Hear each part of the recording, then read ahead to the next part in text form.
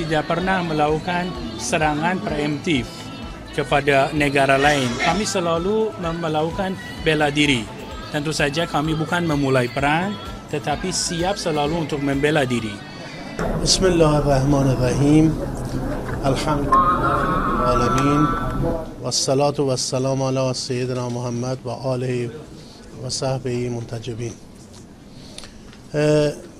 من در روزهای گذشته که ایران اسلامی مورد هجوم و حمله متجاوزان اسرائیلی قرار گرفته بود، از سوی مردم اندونزی همیشه مورد محبت و همدردی و همدلی قرار گرفتم و بسیاری از مردم اندونزی به من ابراز می‌کردند که می‌خواستند برای ابراز تسلیت و ابراز همدردی با مردم ایران به سراغ من بیان.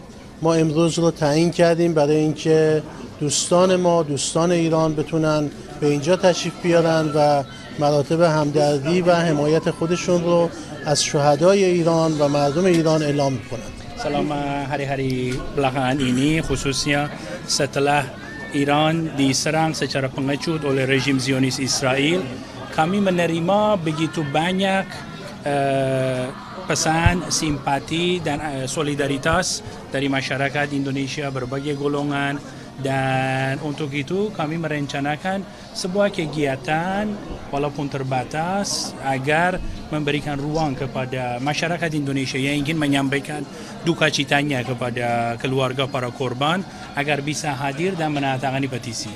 همچنین هزاران پیام همدردی و حمایت و پیام‌های تسلیت از مردم محترم اندونزی از طرق مختلف مثل پیام‌های کتبی، ارسال تاج گل، ایمیل، پیام‌های واتساپی و حضور دریافت کردم که دوست داشتن که به طریقی همبستگی خودشون رو با ملت ایران اعلام کنن که ما در اینجا این تومار رو پیش بینی کردیم که کسانی که میخوان با ملت ایران ابراز همدردی بکنن به اینجا بیان و تومار ابراز همدردی و حمایت رو امضا بکنن.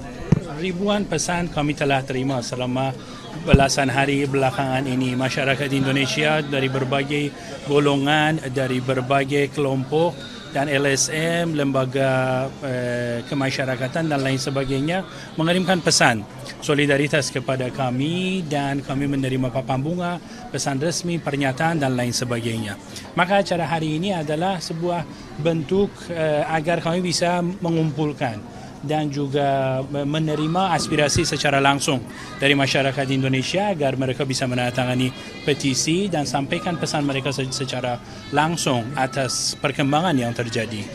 البته پیش بینی ما این بود که جمعیت بسیار زیادی خواهند آمد و همین هم خواهد شد، چون الان که هنوز برنامه شروع نشده میبینید که جمعیت بسیار زیادی اومدن و بعد از این هم ما همچنان مدیون و مرهون مردم مهربان، صلح دوست و پشتیبان اندونزیایی هستیم، پشتیبان ایران از اندونزی هستیم و از حمایت‌های شما تشکر می‌کنیم. Tentu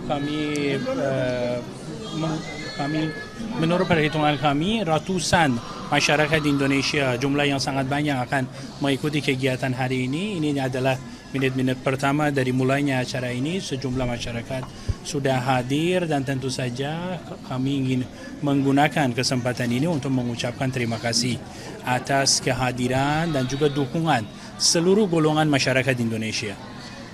دولت رژیم صهیونیستی ادعا می‌کرد که با مردم ایران و با مردم غیر نظامی کاری نداره و فقط اهداف نظامی رو میزنه، در حالی که شما اینجا شاهد عکس‌های کودکان بسیار خردسال، زنان، مردمی هستید که به ناحق و بدون گناه توسط رژیم صهیونیستی در ایران به قتل رسیدند و چندین برابر اینها در فلسطین و غزه و لبنان و جاهای دیگه توسط رژیم کودککش صهیونیستی به شهادت رسیدند و شما شاهد این جنایات رژیم صهیونیستی هستید. Rejim Zionis menyampaikan bahwa masyarakat sipil tidak menjadi sasaran dari mereka, tetapi bukti dan kenyataan di lapangan berbeda. Kita bisa melihat poster di mana tergambar foto orang-orang yang tidak berdosa, anak-anak kecil, kaum wanita dan kaum sipil yang menjadi korban. Tentu ini jauh berbeda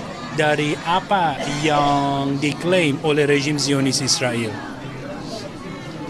سوالی که دارم Silakan jika ada pertanyaan lain. Pak bisa dijelaskan kondisi terkini di Iran seperti apa kehidupannya? آخرین وضعیت ایران به چه صورت است؟ ما در حالت عدم حمله هستیم. از نظر موقعیت هیچ آتش بستی وجود نداره، چون رژیم صهیونیستی به ما حمله نمیکنه، ما هم به اونها جواب نمیدیم و ماهیت حملات ایران ماهیت دفاعی بوده و دفاع وقتی معنی پیدا میکنه که حمله‌ای وجود داشته باشه. آخرین وضعیت اینه که چون رژیم صهیونیستی حملات خودش رو متوقف کرده، لذا ما هم فعلا دفاعی نمی کنیم و در این شرایط هستیم. Tentu saja kondisi terakhir adalah saya ingin sampaikan bahwa tidak ada gencatan senjata di antara kami.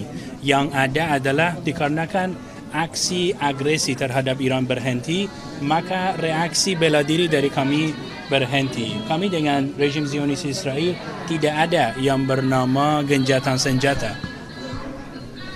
Ada pertanyaan lagi? Terkait dengan komitmen Iran untuk nuklir, what is the commitment of Iran of the nuclear power after?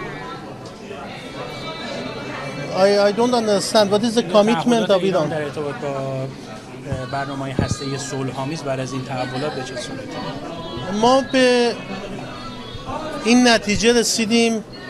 قبلا میدانستیم که به مذاکرات صلح با آمریکا نمیشه اعتماد کرد و بر این اساس به این اطمینان رسیدیم که نمیشه اعتماد کرد، چون ما در وسط مذاکرات صلح بودیم.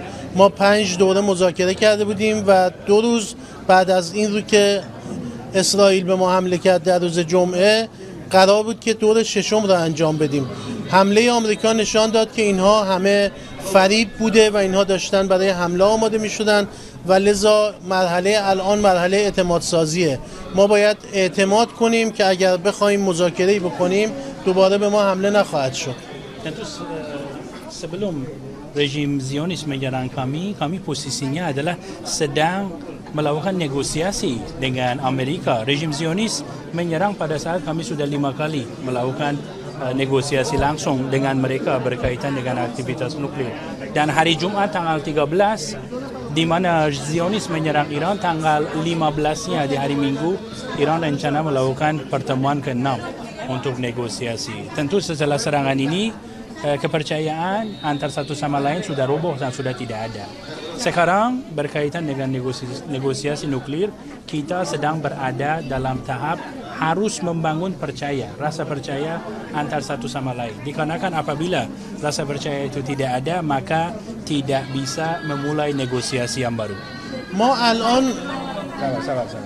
ما الان در شرایطی هستیم که مردم ما زندگی عادیشون رو میکنن.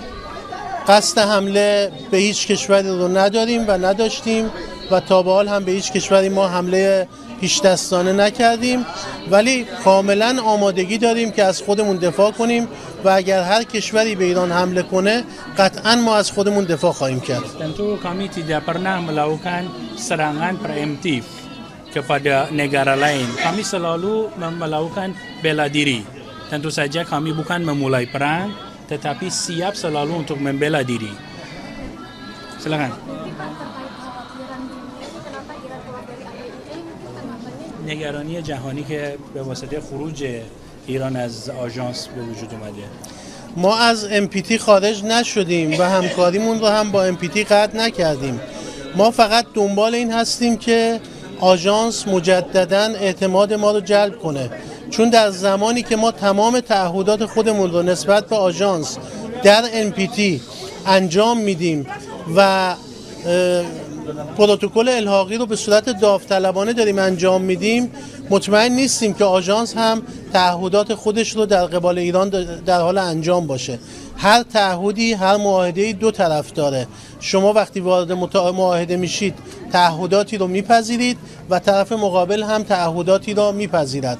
ما تعهدات خودمان را کامل انجام دادیم، اما تعهدات طرف مقابل انجام نشده.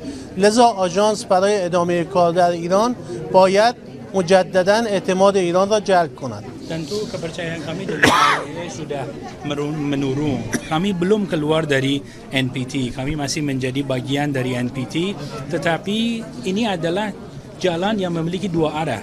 Apabila kami memberikan komitmen dan menjalankan komitmen kami, ada juga fasilitas kemudahan dan komitmen balik dari pihak IAEA yang harus diberikan kepada Iran. Tentu perkembangan ini sangat mempengaruhi rasa percaya antar Iran dan IAEA. Sekarang adalah giliran IAEA harus membangun rasa percaya antar institusi ini dan Iran. Tentu saja kami tidak bisa melaksanakan kewajiban kami secara sepihak. IAEA pun harus menjalankan kewajibannya. چرا باید رژیمی که خود عضو NPT نیست، عضو آژانس نیست، NPT رو امضا نکرده، پروتکل الحاقی رو اجرا نمیکنه و به هیچ یک از تعهدات بین المللی پایبند نیست، دارای بمب اتمه و تمام همسایگان خودش رو به حمله اتمی تهدید کرده و به تمام همسایگان خودش حمله کرده، باید بیاد به کشوری مثل ایران که هم عضو آژانس هست، هم NPT رو امضا کرده، هم پروتکل الحاقی رو اجرا میکنه و هم بمب اتم نداره و خود آژانس تایید کرده که ایران به دنبال بمب اتم نیست و هم تا به حال هیچ همسایه‌ای رو تهدید نکرده و به هیچ جا حمله نکرده. به خاطر اینکه احتمال میده ممکنه ما به سمت بمب اتم برویم حمله بکنه. این کدام قانونه؟ آیا این عدل و انصاف یا قانون جنگل؟ Saya rasa rejim Zionis yang mana tidak menjadi bagian dari IAEA, tidak menandatangani NPT, tidak menjalankan protokol tambahan dari NPT, juga bukan merupakan negara yang bukan merupakan otoritas atau sebuah rejim di mana pengawasan terhadap aktivitas nuklirnya sama sekali tidak ada, kemudian mengancam juga negara lain yang berada di seputaran dari rejim ini dengan senjata nuklir harus menyerang negara seperti Iran yang menjadi anggota IAEA, yang telah menjadi anggota dari NPT, menandatangani protokol tambahan. Seluruh aktivitas nuklirnya berada di bawah pengawasan ketat dari IAEA. Apakah ini adalah sebuah tata tertib dan norma di dunia sekarang atau ini merupakan peraturan dari alam rimba?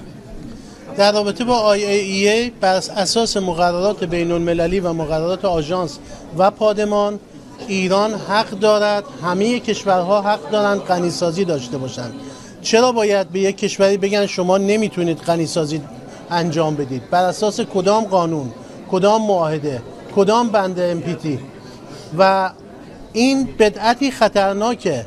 اونهایی که امروز به ایران میگن شما باید اورانیوم غنیسازی شده رو برای راکتورهای خودتون و برای نیروگاه خودتون از ما بخرید و حق غنیسازی ندارید، همین رو فردا میتونن به خیلی کشورهای دیگه در حال توسعه مثل اندونزی بگن شما میتونید به سمت استفاده از صلح‌آمیز از انرژی هسته‌ای برید ولی حق غنیسازی ندارید.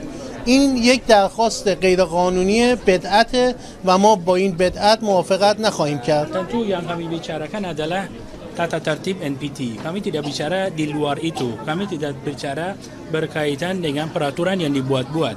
Tetapi kami bicara bahasa bersama yang mana adalah NPT dan peraturan internasional. Berdasarkan NPT kami memiliki hak untuk menggunakan teknologi nuklir dengan tujuan-tujuan yang damai.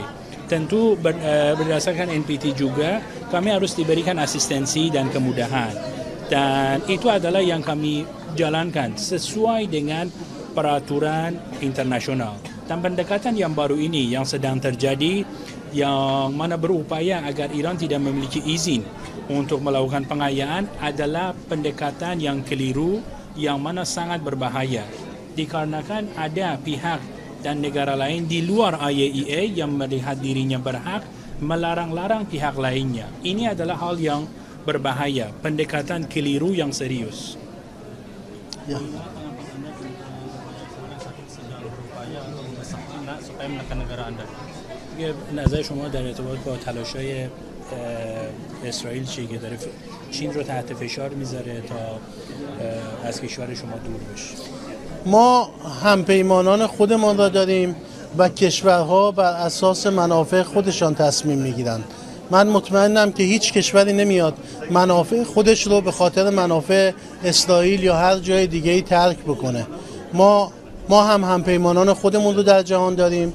مسلمانان همینطور که میبینید در تمام جهان پشتیبان ما هستند. کشورهای غیر مسلمان آزاده در دنیا همپیمان ما هستند و ما نگران این که چند کشور همپیمان رژیم صهیونیستی باشند نیستیم. Tentu saya rasa setiap negara di dunia akan mengambil keputusan berdasarkan dengan kepentingannya sendiri, bukan apa yang diharapkan oleh rejim Zionis Israel. Negara-negara merdeka, negara-negara yang mandiri akan melihat jalan yang tepat untuk kepentingan mereka seperti apa dan baru akan memutuskan. Maka dari itu kami tidak melihat ini memiliki pengaruh dikarenakan setiap negara secara mandiri seharusnya memutuskan berkaitan dengan kepentingan nasionalnya.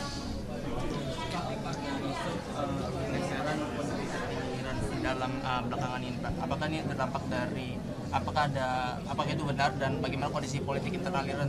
از سیاست داخلی ایران به چه صورت هست؟ عده‌ای میگن که شاید رهبر ایران کنارگیری بکنه از مقام رهبری. در این زمانهایی که وضعیت جنگی پیش میاد، یکی از ابزارهای دشمن استفاده از پروپاگاندا و استفاده از شایعه و رسانه برای تضعیف طرف مقابله. همچی چیزی وجود نداره. ایران در داخل با قدرت داره ادامه میده و شما دیدید که سازمان و تشکیلات ایران انقدر محکم و حساب شده است که بلافاصله بعد از شهادت فرماندهان نظامی ما رهبر معظم فرماندهان جدیدی رو نصب کرد و ما همون شب پاسخ حملات رژیم صهیونیستی رو دادیم. به شایعات توجه نکنید و رسانه حق و عدالت باشید. Saya rasa di zaman perang tentu kampanye negatif, berita-berita miring dengan tujuan-tujuan tertentu begitu banyak. Itu adalah berita tidak benar. Anda bisa melihat struktur politik dalam negeri yang sangat kuat dari pergerakan Iran setelah perang ini dimulai.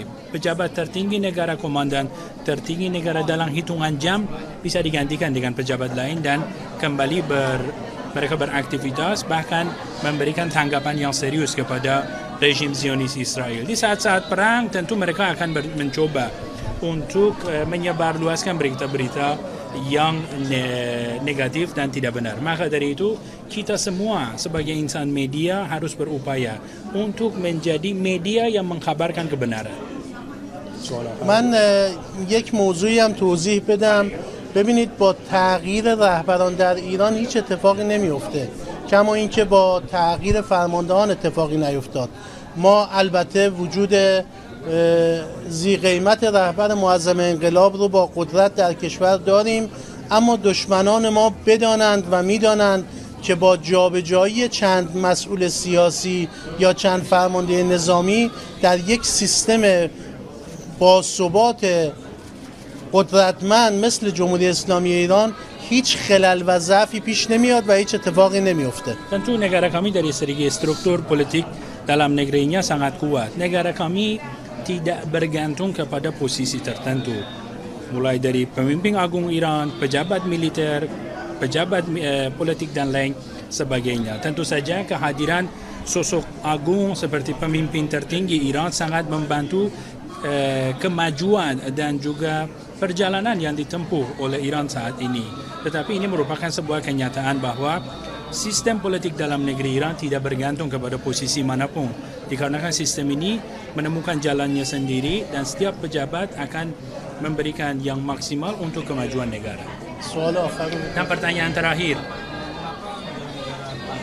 Yang Muslim seperti Arab Saudi, Kuwait, Qatar tidak mendukung penuh negara Anda ketika diserang oleh Israel. Tidak mendukung pertanyaan Anda dalam beberapa media. menurut pertanyaan dari Bapak میگه من فکر میکنم که عربستان و کشورهای دیگه اسلامی حمایت حد اکثری از شما نداشتند، درسته؟ یکی از مشکلات جهان اسلام عدم وحدت جهان اسلامه. این روش صهیونیستاست که با جدا کردن کشورهای اسلامی، جدا کردن مذاهب اسلامی سعی میکنن اونها رو ضعیف کنن و از بین ببرن. ما البته در منطقه روابط برادرانه‌ای با کشورهای اسلامی داریم، اما توصیه ما به همه کشورهای اسلامی اینه که با هم متحد باشیم. اگر ما با هم متحد باشیم، دشمن به هیچ کشوری جرأت تعرض نخواهد داشت، اما اگر ما متفرق باشیم ضعیف خواهیم بود و تک تک ممکنه مورد حمله قرار بگیریم. Tentu situasi yang terjadi adalah pendekatan dari pihak musuh yang selalu mencoba untuk mengkotak-kotakkan negara-negara dan umat Islam. Itu adalah pendekatan dari musuh mencoba untuk sampaikan yang ini harus dipisahkan dengan yang lain, yang ini berbeda dengan yang lain dan lain sebagainya. Dan dengan demikian, walaupun demikian, kami memiliki hubungan yang sangat dekat, persaudaraan yang sangat erat dengan semua negara-negara Islam di dunia, khususnya yang berada di kawasan kami. Harapan kami adalah kerjasama dan persatuan yang sangat erat antar seluruh negara-negara dan umat Islam. Dikarenakan apabila persatuan ini dijalankan secara maksimal, maka pihak musuh dalam hal ini rejim Zionis Israel tidak akan berani untuk menyerang pihak maupun negara manapun. من به تمام دوستان مسلمان و به تمام دولت مردان کشورهای اسلامی اعلام میکنم مطمئن باشید این زمانها میگذره و ما 10 سال بعد، 20 سال بعد، 30 سال بعد در مقابل تاریخ پاسخگو خواهیم بود. بهتره که الان همه ما سمت درست تاریخ بایستیم و در آینده از رفتار و عملکرد خودمان شرمسار نباشیم. همچنین تشکر میکنم از حمایت‌ها و حمایت‌هایی که دولت محترم اندونزی از جمهوری اسلامی ایران از ابتدای جنگ تحمیلی رژیم صهیونیستی تا الان اعلام داشته و امیدوارم که و تشکر میکنم که این دولت در سمت درست تاریخ ایستاده. Dan kita semua akan dihadapkan kepada sejarah dalam tahun-tahun ke depannya. Kita semua umat Islam, negara-negara Islam harus bertanggung jawab kepada sejarah 5 dan 10 tahun ke depan. Ketika kita menilik kembali dan mempelajari sejarah, kita harus melihat rasa tanggung jawab kita pada saat sebuah perkembangan terjadi. Dan saya ingin gunakan kesempatan ini menyampaikan terima kasih dan apresiasi dari bangsa dan pemerintah Republik Islam Iran kepada masyarakat dan pemerintah Indonesia yang selama ini memberikan dukungan dan juga solidaritas kepada kami dalam saat-saat yang sulit. Indonesia dan rakyatnya telah berdiri di bagian yang benar dari sejarah yang kita sedang hadapi ini. از تمام مردمی که امروز در اینجا حاضر شدند، اهم از نمایندگان سازمان‌های اسلامی، نمایندگان دانشگاه‌ها، اساتید، دانشجویان، علما، سیاستمداران و مخصوصا رسانه‌ها که صدای ما در جهان و در میان مردم اندونزی هستند بسیار تشکر میکنم. امیدوارم که خداوند شما رو در صف مقاومت موفق بداره و همیشه در صف مقاومت افتخار کمک به مردم مظلوم فلسطین و غزه رو داشته باشیم. Dan tentu saya juga mengucapkan terima kasih kepada masyarakat Indonesia dari berbagai golongan yang hadir pada acara penandatanganan petisi hari ini, para perwakilan dari lembaga keislaman, lembaga swadaya masyarakat, berbagai kelompok, para pejabat politik, ekonomi dan lain sebagainya. Khususnya apresiasi saya kepada para media dari Indonesia, para wartawan yang selama ini membantu kami dan menjadi suara kami untuk menyampaikan kebenaran dan menyampaikan berkaitan dengan perkembangan di lapangan. Tentu yang Anda berbuat sangat penting bagi kami dikarenakan kita semua harus berada dalam barisan muqawamah atau barisan pertahanan melawan musuh bersama yang kita sedang hadapi. Terima kasih.